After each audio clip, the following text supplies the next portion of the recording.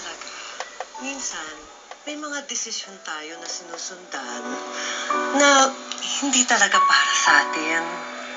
Meron tayong nagagawa na hindi natin sinasadya, na minsan nakakabuti, pero minsan nakakasakit. Pero anak, kahit ano ang maging resulta, wag na wag nating pagsisisihan, ha? Kailangan masaktan, masugatan, para matuto tayo.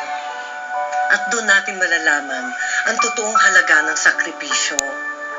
Anak, dapat handa ka masaktan. Pero hirap pala, Mano. Pag nagpaalam sa'yo mahal mo nang hindi ka handa. Sakit po. Sana kanina hindi lang yung mga mata ko yung pinikit ko. Sana pati tenga ko tinakpan ko na.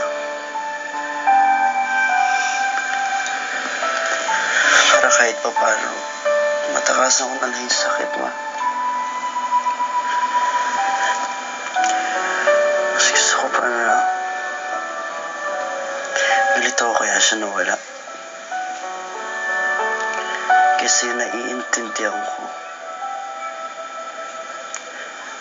Tapos wala akong magawa sa pag-alis niya.